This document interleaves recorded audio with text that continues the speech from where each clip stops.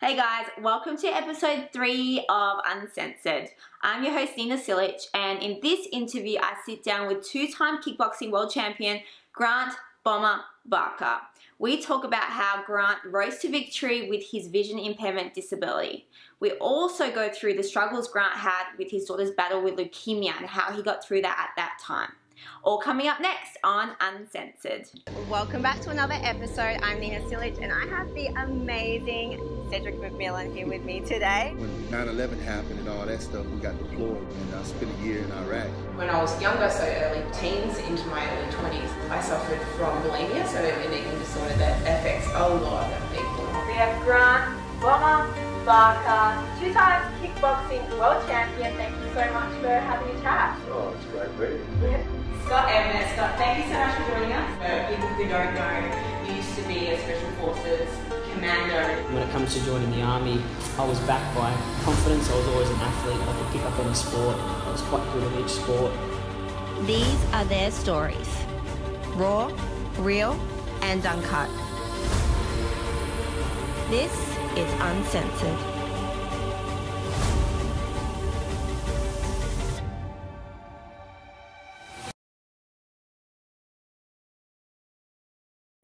Hey team, welcome back to another episode. I have an absolutely incredible guest joining me today. We have Grant "Bomber" Barker, 2 times kickboxing world champion. Thank you so much for having a chat. Oh, it's great being here. Thanks. Well, 2-time kickboxing world champion, I want you to start by taking us all back to that moment, that first time you won the world title. How did that feel? Oh, it was it was an incredible feeling, considering that I'd fought for a couple of world titles before that and was unsuccessful. And I remember the fight vividly. I fought a guy from the UK called Sean Johnson. He was actually 10 years younger than me. And obviously throughout my career I learned a lot about like mental games and things like that. And I remember we were weighing in for the fight and they said I need to go in the sauna and drop some weight, and they said, "Oh, you can't go in there." I remember I said, "Well, why? I have to, because Sean's in there." So I said, "I'm going in there." So I went in there and started sort of, "How you going, mate?" And sort of going, "Oh, sort of thinking about who's this guy," and started talking about it. You got a family and all that sort of stuff, and said, "Mate, you got a family. Where do you live?" and all that sort of stuff, and said, "Oh, good luck tonight." And he was thinking, I don't know what he was thinking, but I was like, wow, this bloke's talking to me. I did that to get into his head, sort of thing, and I remember this vividly in the first round. In the first round, he hit me with an elbow and cut my eye, and I said, it was accidental, but I said, and I knew I was cut because you can sort of I could feel it, and I said, I'm cut, and he as the bell went, so he grabbed me and he said, "You all right?" And from that second on, I knew I was going to win.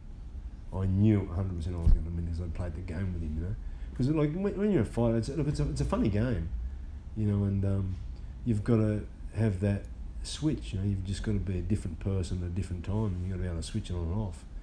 And and he didn't have that ability because I played those games and he thought I was a good bloke. I really wanted to hurt him. I wanted to win, So you wanted to make him feel something, a bit of like care and loving for you to make sure he wasn't felt bad about hurting you. Is that what it was? Yeah. Look, it's a psychological game, fighting. That's how it works. It's and you can win or lose a fight at the weight of a fight. You just by the way you are and the games that you can play. Because the more they think you're a good bloke, this bloke is a good bloke, this fella is, at the end of the day, he might think I'm a good bloke, I might think he's a good bloke, but he's still going to hit me as hard as he can, I'm going to hit him as hard as he can, so it's just this game you're trying to play, Well, you went on to win a second world title, but what some people don't know is that you did have a few obstacles, or you have something that not many other people, or not anyone I know that fighting has. So can you talk us through what your limitations were and how you overcame that? Yeah. Well, just first of all, like I'll just go back to the world title fight. When I won that world title, it was like a ton of bricks had been lifted off my shoulders. I remember I knocked him down in the 6th round. I knew I wasn't going to get up, and I was sort of standing in the neutral corner. I was watching the referee count, you know, and I yelled out, "Don't you dare get up!" And as soon as I knew it was, you know, he wasn't getting up, I was sort of, wow, that was, you know, like this big thing of just all this weight lift on my shoulders. I thought, man, I've achieved my goal, you know, and it took 10 years to do that. Wow. But going through that and the question you just asked about, I did have a problem with my eyesight. My eyesight is severely vision impaired, and it's got about 10 degrees peripheral vision, so you know I can see straight and I can see a little bit wide, but I can't see close to my pupils, and that sort of hampers my night vision and things like that. And you know, and if you have a look at my style of fighting, I fought in close, because if I fought out of range, I couldn't see, and that hampered me for a long time. But you know, when I was told that I had this eye disease, or they thought it was an eye disease, whatever they think it is, there's two things they think it is, but they're not real sure which one it is. But it I sort of was, I'm old school, you know, like just deal with whatever you've been dealt with. So I just thought, it'll be right, and I just learned throughout my life and throughout my fighting career to adapt, and that was it, you know, and that's how I fought, you know, and that's what I say to everybody, you know, the human body, every organism in this world has got one thing it wants to do, and that's survive. So you'll find a way to do anything if you want to do it, you know, and that was my goal, you know. I wanted to win a world title, and that was it, and I just wanted to do it, and whether I was vision impaired, whether I had one arm or whatever I had, one leg, I was still going to do it. It didn't matter, you know, and I just believe, that's what I believe in life, you know. I think too many people make make things, you know, they make serious mistakes. They don't think they can do stuff. You know, I can't do something because of this, because of that, because of this. I just think, you know, you can do anything you want. Yeah, that proves it right there. That's pretty incredible. Yeah, well, you know, like, you know, I remember there was lots of times where, you know, I used to spar a lot of boxers because, you know, I was too good for the kickboxers. I used to, you know, I'm a really big puncher. I used to hurt them all the time, and so I'd go and spar boxing. I'd spar world champion boxers. You know, and I remember I used to be really scared going to their gym, and I was really, really freaky. And I remember my trainer used to be on the side, hit him, what are you doing? Throw a jab. But he didn't understand how the severity of my vision, how poor it was. And I never told anybody this, you know, and I've never really brought this out in the open until now. You know, I'm 54 years old now, and you know, and I never ever once used it as an excuse. I'm not going to say the guys that beat me because of my eyesight. They beat me because they beat me.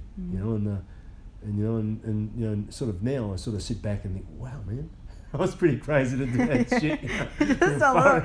just a little bit. But you know, I just didn't think about it. You know, I was born up in the country, you know, we're old school. You know, like you kick your toe, you kick your toe. You know, you got to graze on your knee, you got to graze on your knee. You know, it was just life. You know, that's how it went. And you know, so you know, my stepdad brought me up, and you know, he just taught me to just, you got to deal with the shit you got in your hand. You just got to deal with that.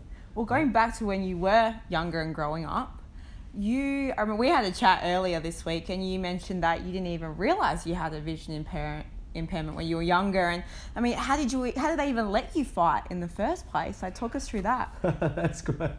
That was funny, eh? I tell you why it was funny.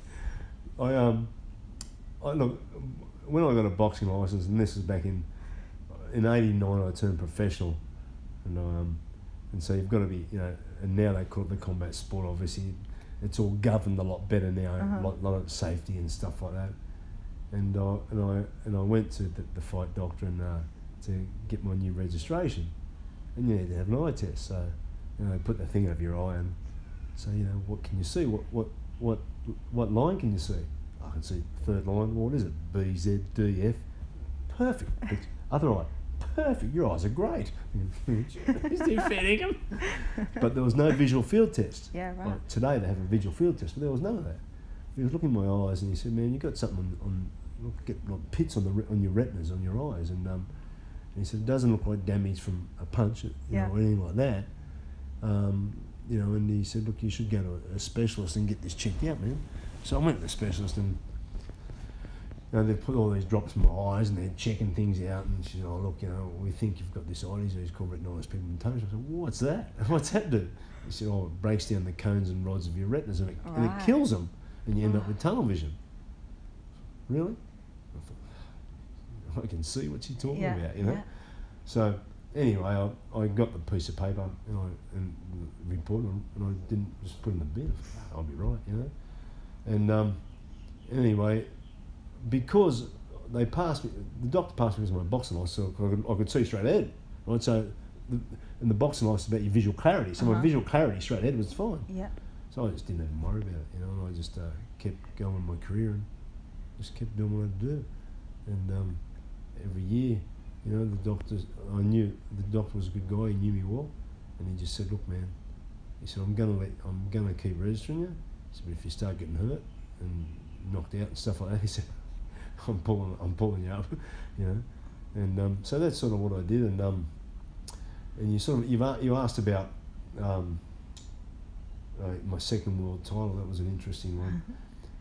Did your prep change from your first to the second, and did you change? Was your training any different for that because of the vision impairment, or were you just training like everybody else? No, look, I was training like everybody else, That's you know. awesome. And you know, pad work was a bit hard, but I learnt where to put my eyes. So, like, you know, like, so I can't see the pad there, and I just look to the right and I can see the pad there, you know. So you know, you just adapt. You know, you just do things that adapt, and that's how it was, you know.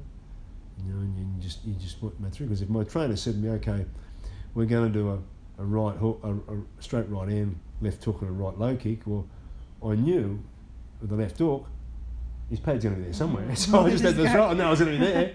It's the same as if I fight someone. If I was throwing shots, I know that. Well, I know God put his head on top of his shoulder, so it's got to be there somewhere. You know, and I just, you know, hope for the best in the right direction. And that's sort of what I did, you know. And yeah, and then, look, you know, and I just think, people say to me, "Oh man, that's amazing," but I don't know if it's that amazing. I just did it because I wanted to do it, you know. And it's just like today, you know, like, man, that's what I say to people. And people Let's have it. Yeah, well, people really complain about life, eh? They really complain about bullshit in life, and you know, man, my night vision's zero. Now, when I used to be down here quite early in the morning, down at the gym quite early, I'd leave home at 4:30, and I'd walk down to the gym, and it would be, you know, because it'd take me it's about a 30-minute walk really, and because I'd done it so many times, now remember I told you my night vision's zero. I knew where every step was, every pole was, every single thing on that track.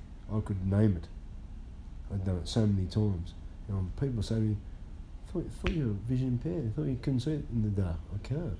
But I've done this so many times, I can do it. So it's like at home, eh? Like, I have things in certain places. I'll say to the kids, where is, say it's the tomato sauce. Where's the tomato sauce? It's in the fridge. No, where is it? You've got to put it back exactly where it was, so I know where it is. So, for example, the television remote control. This happens every Monday. When kids are over on the weekend, I go to find the television remote control. Do you think I can find that remote control? Kids are moved. It could take me all day, you know, because of my peripheral vision. I've got to scan. You know, I've got to scan all the time. But you know, that's. I like it. I like it. I like being like that. Good challenge every day. Yeah, well, it keeps my brain alive. It keeps me active and keeps me, you know, it keeps me surviving. And you know, it's you know, if I go out to dinner with my friends, for example, and this is the funny part. I love this part. I might go to dinner with my friends, and you know, because I'm a real knock-around bloke, I'm real rough around the edges. I'm like this, you know, telling people they're pork chops and someone will say, "Oh, Greg, can you pass that bang whoop?" Because I knock everything over you know, knock everything over. Oh my God. It's quite funny. But no, I reckon it's whoever God is or whatever God is, he give me these eyes for a reason, and that reason is to inspire other people to do stuff. You know, and I suppose that's a bit what I'm like as a person. You know, I don't take shit. You know, and I just say it how it is.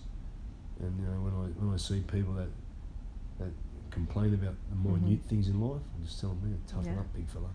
You know? You definitely do. I've definitely heard you say that, and I'll ask you something coming up about that too.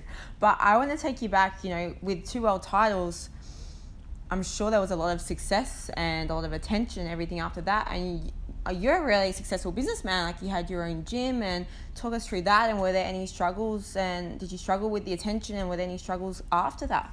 No, look, I didn't struggle with any attention. Like, you know, to tell you the truth, I sort of I wasn't right into it, you know, and you know, and that's, look, you know, I see a lot of my friends trying to be famous. I'm already famous. I go over in Sydney, everyone knows me. You know, I go over there, everyone knows me. Like, you know, I could, you know, and so, you know, that and that for me wasn't an issue for me. You know, I'm not for no egotistical stuff about that. You know, and you know, but it, you know, sort of the fame and stuff when you're like that, and you're in the limelight a lot, and, you know, in the paper a lot, and, you know, I was on television a lot and stuff like that. You know, it was all right. It was good to be known, but, you know, sort of over time you understand that the people that really love you, the people that matter the most, the people that want to be like, that are you, you know, not people that just want to be like you or say, you know, I know Bomber, I know this bloke, or I know that bloke. You know, it was like, you know, I used to work the doors in nightclubs for 20 years as my living, and I'm pretty well known in that area as well. You know, and you know, there's a lot of people always talk, you know, oh, when's your next fight? But, you know, I hope you win, but as they walk off, you know they don't mean that. You know, you know, I hope you get smashed. You know? But, you know, that's, you know, and but, you know, like, limelights are hard, you know, because you've got to be a certain way. But, you know, I didn't worry about it too much, man. You know, I was you know, I'm probably, when a lot of people worry about that, I couldn't give a crap, you know. Like, I still walk into restaurants in Cronulla and stuff like that, and I, you know, even the local police stop. Hey, Bomber, how you going? What's going on? Bloke pulled me up in the street about a year ago and asked me. He said, "Hey, Bomber, when's your next fight?" I said, "Mate, I'm 53, mate. You serious? Step out." We'll never say never, you know. Well, with such a high in life, like, did you? You know, you had so much success. Talk us through your gym, and were there ever any kind of low points that you had to face as well? Yeah, look, there was a lot of low points, you know, like, especially in a fighting career, like, but gym-wise, you know, and we just trained in a little gym up at Sutherland that I had, and it was, you know, it was just basic stuff. You know, we just went in there, and I just learnt one thing when I was training for a fight. You know, I had to treat your body as hard as you could. You had to be prepared for a war, and that was, and, you know, in kickboxing, I mean, you get a lot of injuries. You know, you got your legs, you know, it's bone on bone. You get kicked in the thighs, you get kicked in the elbows, you get kicked everywhere. It hurts, man. You know, and you know, we just trained in a way where hard work. You know, just made it, put our bodies through brutality, and that's all we knew. You know, and I believe the more basic it was.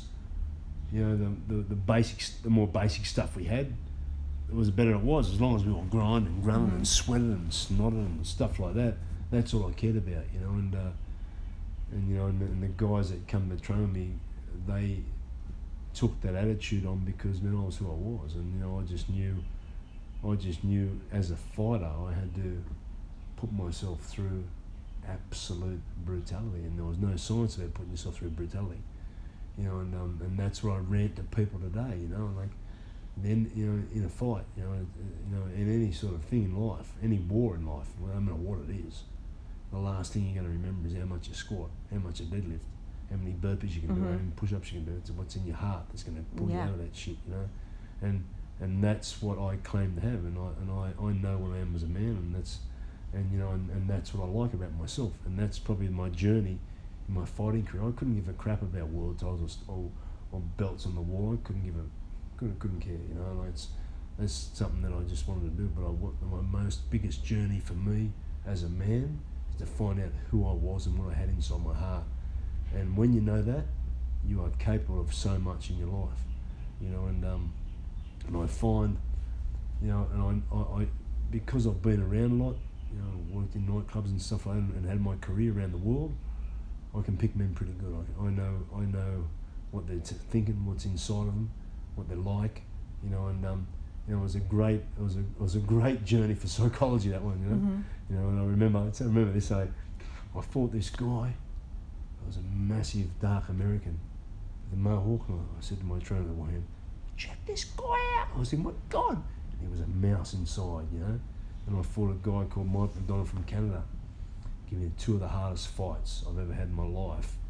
And he's a real soft-spoken man. I hope I may help you. Let's get a photo. And the guy was an absolute animal, you know. So, you know, what portrays on the outside never portrays on the inside. Yeah, 100%. And you know, and through those training days, I learned a lot of things. I had, you know, I made a decision to be a world champion in 1986 after my first fight at North Curl Surf Club. And I run into the guy that I fought in Maroochydore in Queensland last year at the airport. That's incredible. Yeah, it was a crazy. He's got a gym in Manly. But and then I come out. I get such a high and such a buzz out of that fight. I said to my trainer, I said, "Man, I want to be a world champion." He said, "Mate, you know what's involved in that?" I said, "No, I never a clue. I had no idea about training, no idea about anything." So my brain, because I wanted to do it, just took me where I needed to go, and I thought, you know, I just got to do this, got to do that, and I've got to do this, and I've got to do that. And I suppose after losing my first world title shot in '92, which was a major event, 2 Australians, we both crawled up the rankings to get to where we wanted to go. He won the world title, and I probably wasn't ready mentally to fight for that, but we did, and we both made good money, and I lost, and that was a gamble that you take, you know. And the second time, I wasn't going to lose. That was it. But I fought a couple more world titles around the world, but the last one that was interesting, and I won a version of the WK heavyweight world title and I was retired. I'd retired, and it was 7 years after I retired. I hadn't put a boxing glove for 3 years, and a guy that I know in the UK contacted me and said, "Would you like to fight over here?" I said, "What?" I said, "Mate, nah, I couldn't do it, mate. I'm too old, and I haven't been trained in kickboxing." He said, "You'll be right." So anyway, I remember starting to do a bit of sparring with the guys, you know, the young guys. Man, I haven't got this crap anymore, and I was bruised and broken up. But then after probably about 3 or 4 months, I was starting to get back in the groove of stuff, and so I went over and I stopped the guy in the 8th round, and thought, wow, that was amazing, but I don't want to do this anymore. Done. You know, but you know, that was just something I did. Again, I don't think it was anything too big. I just thought, something you wanted to do? just something I wanted to do. You know? Well, talk me through life after fighting. You know, what happened? What was life after fighting like? You know, what did you want to do, and what did you do, and what came at you afterwards? I'll tell you what I did. I didn't know what I was going to do. I was actually married then to my second wife, and she's a really top person, top bird, and we had 4 kids, and well, I didn't have 4 kids when I then, but I was on the verge of retirement then. And she said, "Listen, big fella, you need to do something with your life." I don't know what I'm going to do, because I was the doorman. You can't keep working the doors and getting home at 4 and 5 o'clock in the morning. Like, you know, you can't keep doing that. You can't keep doing that. Be 50. Wow. I would have liked to do it, but, you know, I couldn't do that. And so I sort of just started training people, and so then, you know, just got into personal training and stuff like that, and training fighters and for conditioning, and become a strength and conditioning coach and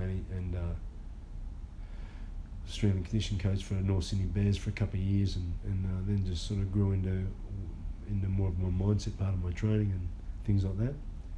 And in the meantime, from that, got divorced from my wife, and my young daughter got leukemia. Wow. And that was a pretty shattering situation. At that particular time, we were going through a divorce as well. So, you know, lost our house and lost everything, but at the end of the day, our daughter's better. That's how that went, you know. And I had to go bankrupt because I lost everything. And but you know what, man, what a journey, you know. Yeah. And you know, how did you bounce back from that? Well, I take everything, you know. I take everything in my stride, and I look at stuff. And I'm the sort of guy that I can take a right hand. And what I mean by that is shit happens in life, man, you know. And I think it happens for a reason, and you just got to go, well, that's how it goes. And you know, and I just keep climbing, you know. I can always see I've got a champion's heart, you know. It's I'm not giving up. You know, I'm not giving up on anything in life. I'm not giving up on anything I believe in. And, you know, if you believe in something and you give up, well, you've quit. You know, if you quit, you can never win. And, you know, if you're a winner, you never quit. So it's just like I'm going forward. And, you know, I've come to this stage in my life now, which is 2017, into 2017. And I've got massive goals for next year. And, you know, and my life has gone in a major leap in the last year, you know, when I made that decision that that's what was going to happen, you know, and I sort of think, you know, the severity of everyone's got a story. The severity of the situation that I actually went through was pretty brutal, you know, and you know, particularly with my daughter. Because it wasn't just 2 years of treatment that she had with chemotherapy. She got better and she relapsed. So it was another 2 years of treatment, and then she had a bone marrow transplant, and you know, and I just look at that. I think to myself, man, I don't know why that happened. I got no idea. How old was she? She was 15 months when she got that. She's 8 now. She's all good now, but she's and you know. But you know, I look at it and I think to myself, and I look at her personality, I think, man, there's something special. This chick is going to be able to do anything she wants to do in her life. And the journey for me was to find out another side of me again.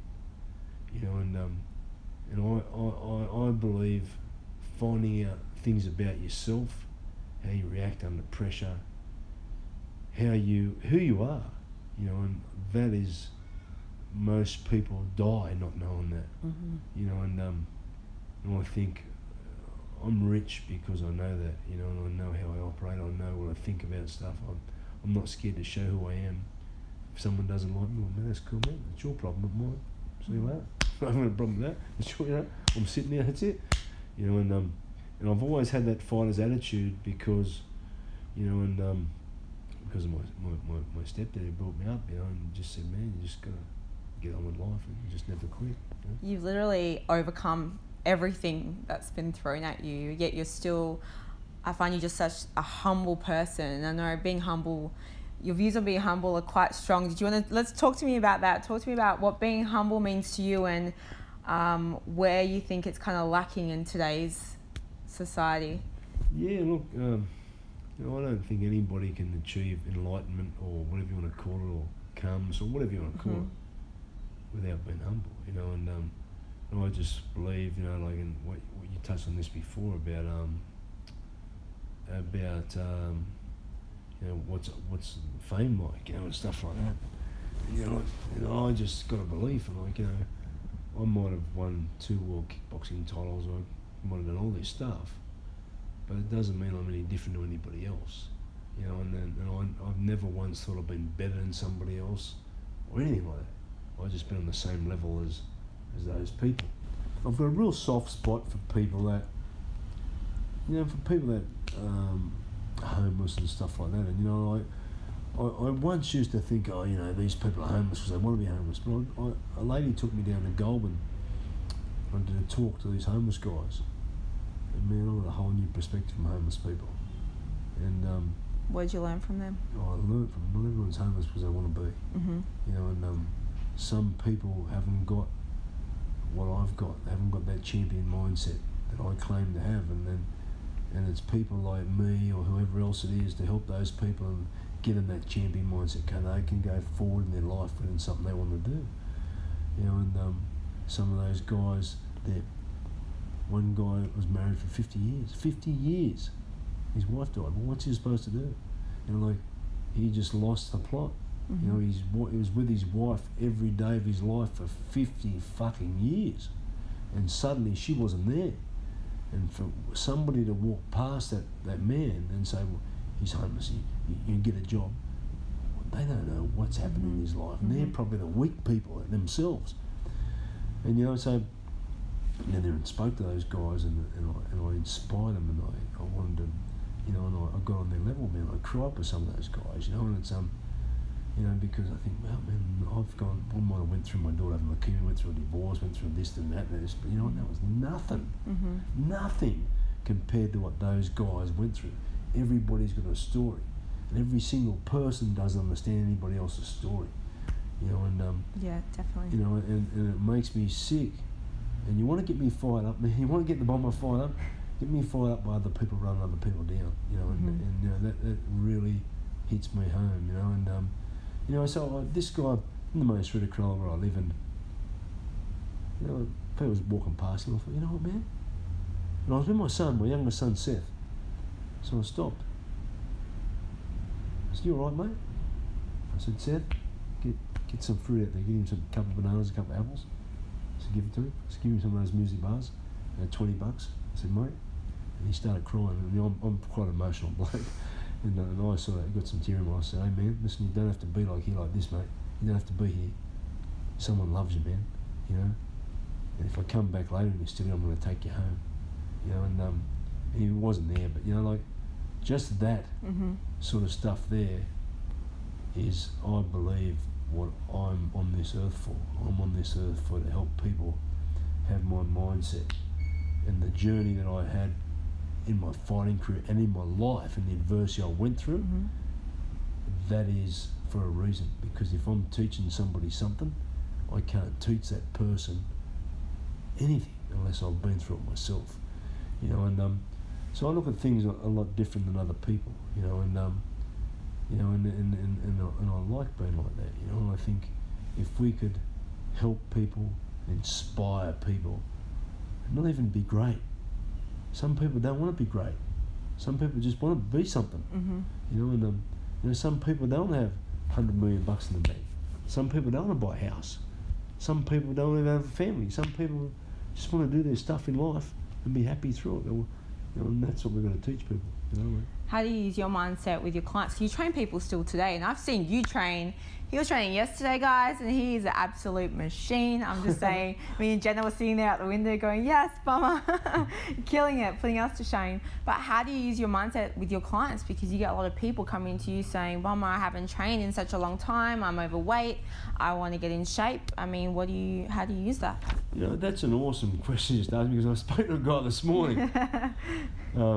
I get a lot of guys ringing me up, and I don't know whether I call them the norm of society, you know, and back in between 1979, that's going back on, 1983, there was an ad on television, it was called Norm.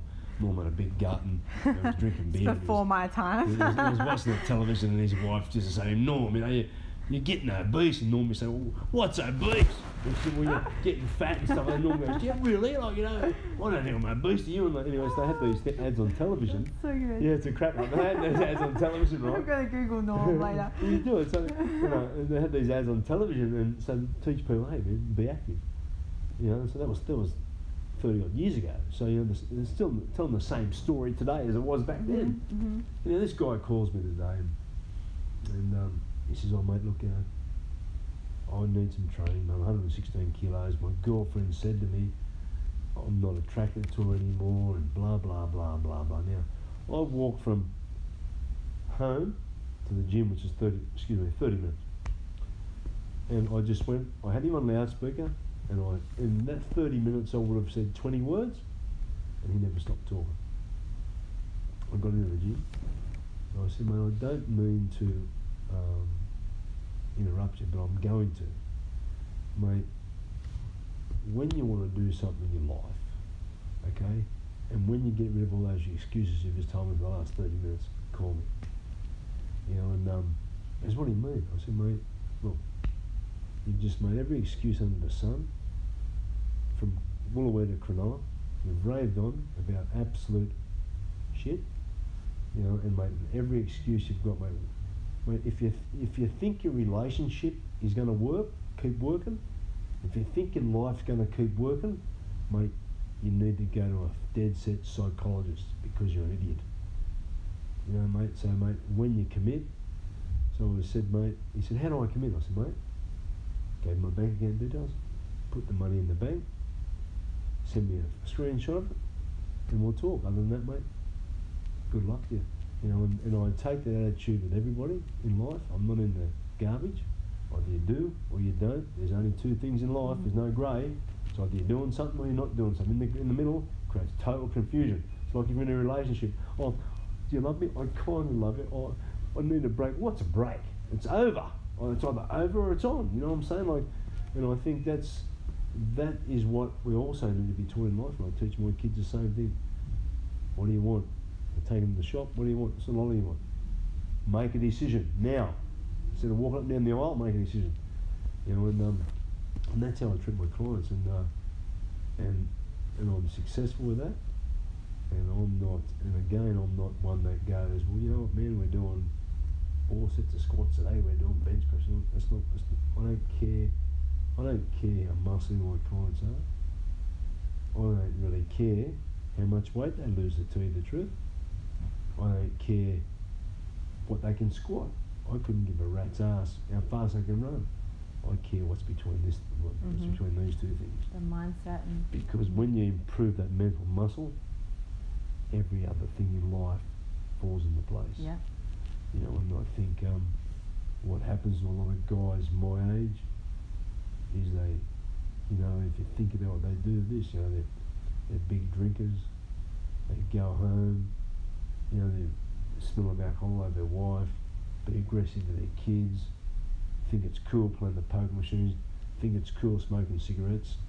I do not have respect for that, you know, and I intend to teach men how to be men, because men have lost the plot, you know, and I mean that.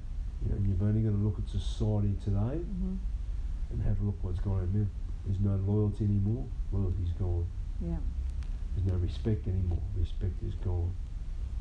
You know, there's no dedication to a task. There's no drive in life. There's no honesty. You know, those 5 things have gone. You know, and you know, and what I want to do is, and with my events that I do with these men, is I want to bring that back. You know, what happened to the days when you opened the door for your wife? Yes. Guys, open the door. She walked in first. Yes. You put the petrol in the car, not her. You know, and you rang up and paid the bills, not her. You took the brunt of if the landlord rang up. You took the phone call, not your wife. You rang your boss when you were sick, not your wife. Okay? Men have lost who they are because we've bred a weak society. It's simple. It's easy to work out, but because all these guys will go, no way. A guy hit me on Facebook the other day and told me I was a prima donna. A prima donna because I put a video out bagging blokes that were fat, because if you couldn't fit your ass in the Jetstar seat, why should Jetstar change the seats? It's your ass. You know what I'm saying? That is true. It's 100% true. So this guy obviously hit me on Facebook, and he had not one picture of himself on Facebook because he was fat. You know, well, mate, if that's how you feel about it, do something about your life. Do something about it. It's not my fault, mate. Don't put your crap out on me. You do something about yourself. You know, and that's what's going to happen. You know, people have got to start committing to their tasks in life. You know, and it's all I believe it's all here for.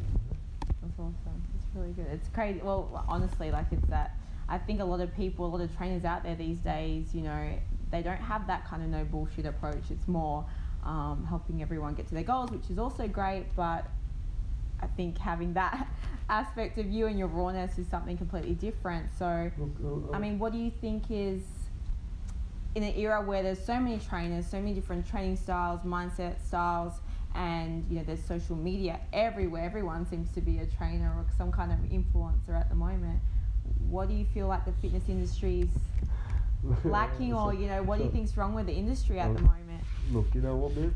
I'll tell you what's wrong with it. And I'm going to be real blunt with this. Be brutal. Go. Okay.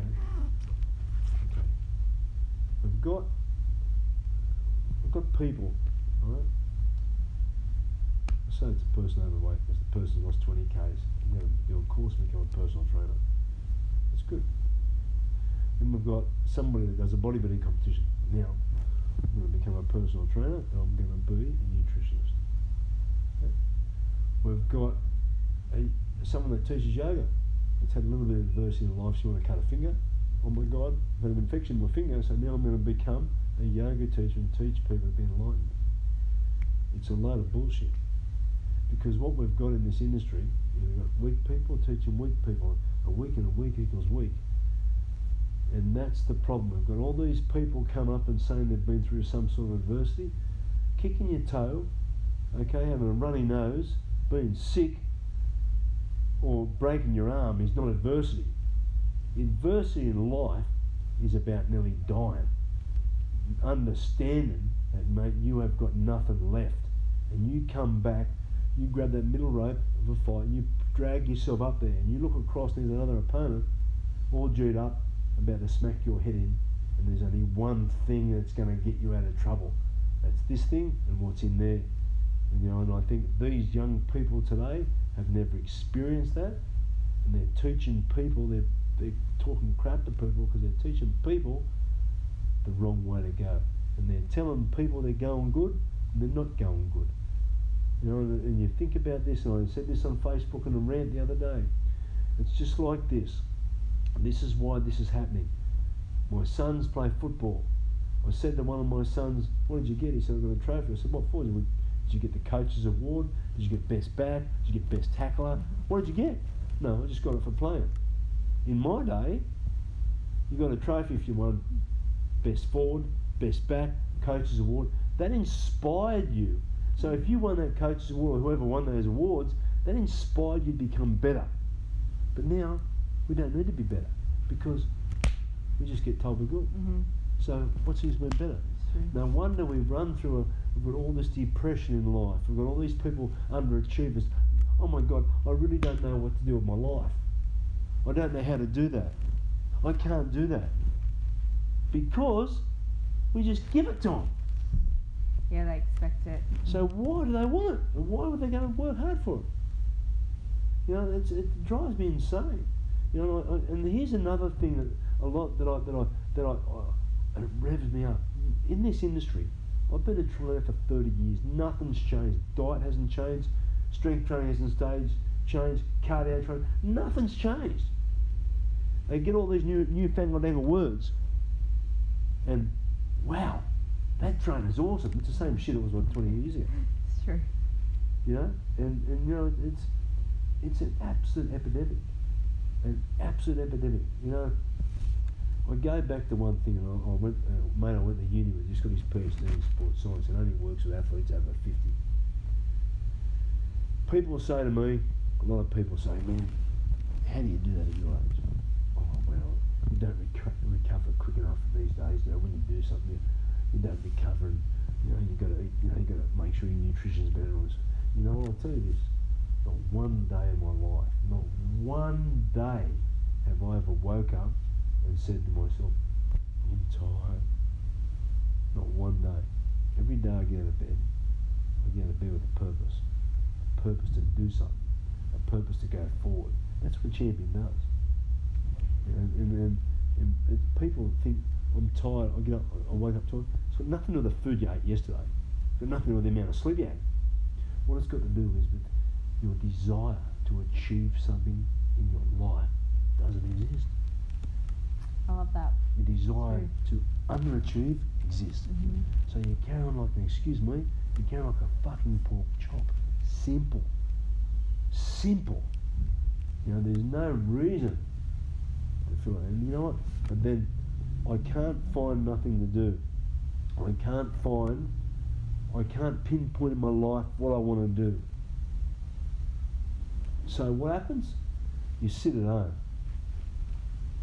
become depressed. You go to the doctor, he shoves a pill down your neck. Mm-hmm. In a few weeks you start to feel better. You take those pills for 5 years. You think, these pills aren't any good. You go off them. And guess what? You go back 5 years ago where you were before. So the doctor's saying, mate, get off your backside, do some freaking training, work out what you want to do in your life, or your old man needs a kick in the backside. But what's happened to all that? You know, I'll tell you another story. I'm just talking about old school stuff, right? Once, when I was a kid, I'll tell you why I'm saying this in a minute. Once I was a kid, right, and I grabbed my mother's wallet and I pinched $5 out of the wallet. Oh no. You know what I mean? So he said, "Where's your mother's wallet?" I said, "I don't know. I don't know where it is." I said, "Where are you?" And she said, "Gran, come in this bedroom." Then, oh my God, my mum wants me in the bedroom.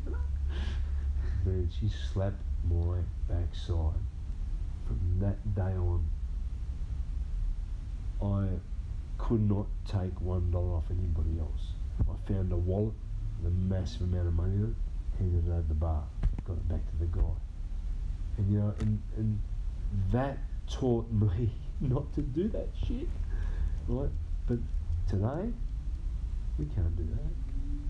Because you know what? Because if you do that, your kid will go to the coppers, or somebody will call docs and tell them that you're spanking your kids. Mm-hmm. You know what I'm saying? It's just the whole thing's outrageous, and you know, and that goes back to one thing again, on a better soft society. Because everybody, all these new trainers, everybody today is the best. They want to be the best. I'm the best. I'm the best. They do fucking social media, and they're doing their wally-bolly things and all that sort of stuff. But everyone's forgot one thing. One thing. Doesn't matter what you're doing. There's one thing that's never going to go out of date. And that's called hard work. Uh-huh. And it ain't going to go anywhere. So nothing matters unless you do hard work. You know, and It's something you're definitely not lacking is hard work. So because everything you've achieved, and I know you've got some stuff coming up and you've got huge plans for next year. So talk to me about what do you love now? What are you doing now? And what's coming up for you? what am I doing now? Yeah. Well, look, I'm sort of well, to tell you the truth, I'm reigniting myself back into the fight scene, which is quite interesting. That's exciting. At 54 years old. That's amazing. Well, well, as far as training goes, first, the gym that I'm going to be based out of, I don't want to be a fight trainer. I think it's as boring as batshit being a fight trainer. I'm not in, but my mindset to teach these guys what it takes to be a champion.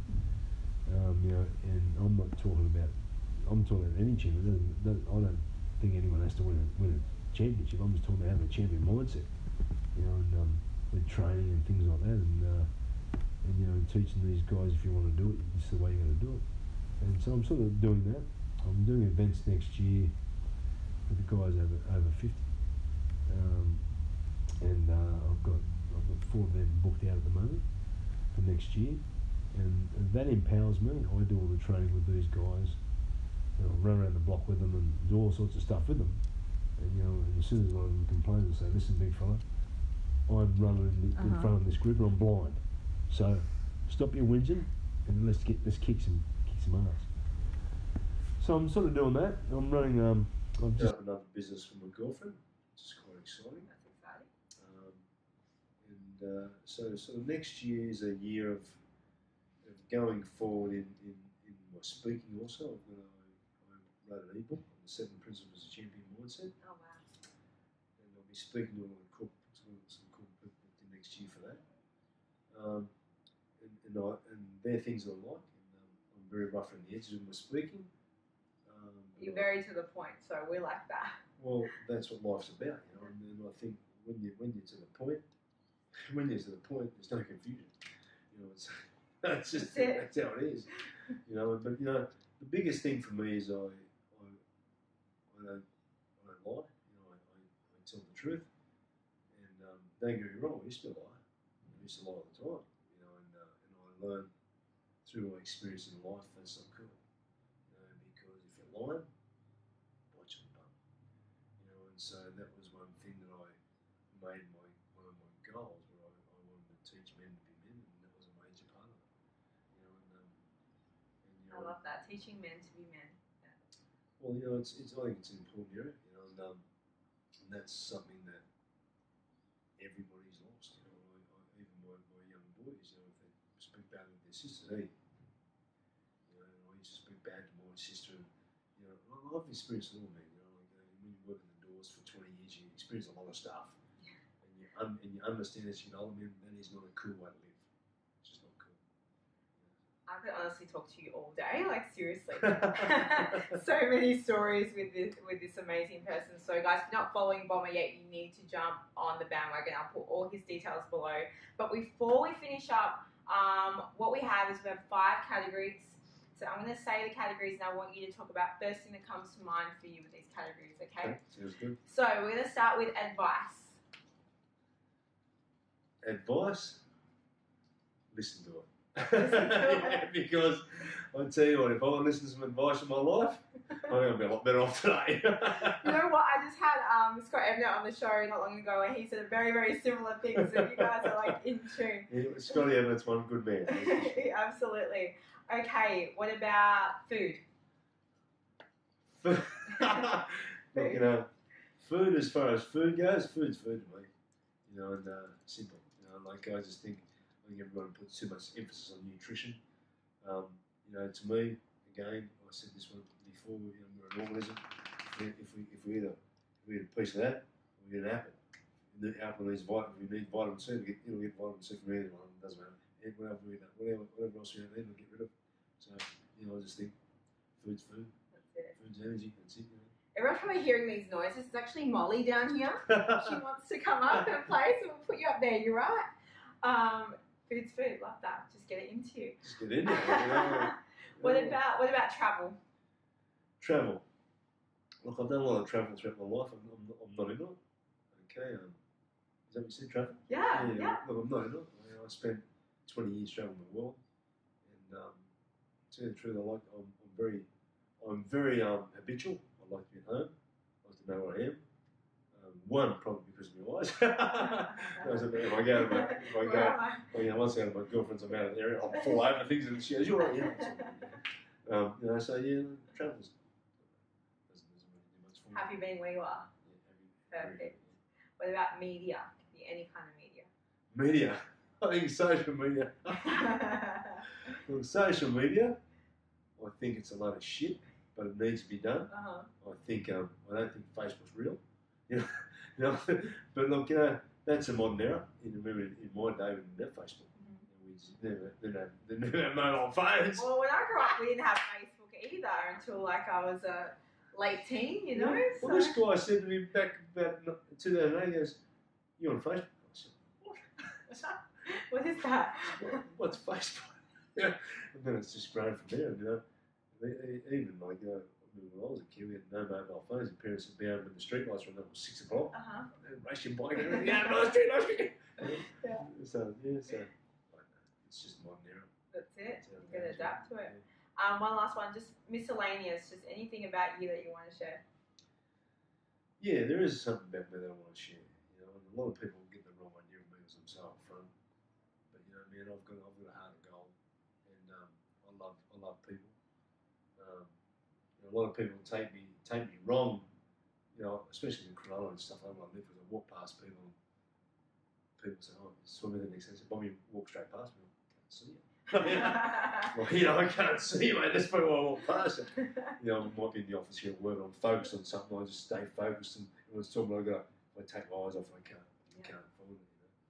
You know. And you know, I think it says a lot for my mindset. Also, you know, I go my senile back to senile people. I gave him back because I simply didn't want to think I had a disability, and I didn't want to walk around with a senile dog, you know. I didn't want something to be so old, but they gave me a stick, one of those sticks, with a big round thing at the end of it. Yeah. What am I going to do with that? You know, they took me for half a day to show me how to use it. So, you know, I just think, you know, myself, I know I've got inside, and I like being like that. Well, you're an absolutely incredible person, and honestly, I can honestly say you're very, very inspirational. And if anyone out there is feeling like they can't achieve something, just look at what Bomber's gone through, and I hope you can take a little bit from that to really push through with your own success in your own life. So, Bomber, thank you so much for chatting with us today. Thanks. You're a legend, and thank you guys for tuning in. We'll see you next time. Bye. And Molly. Molly was going to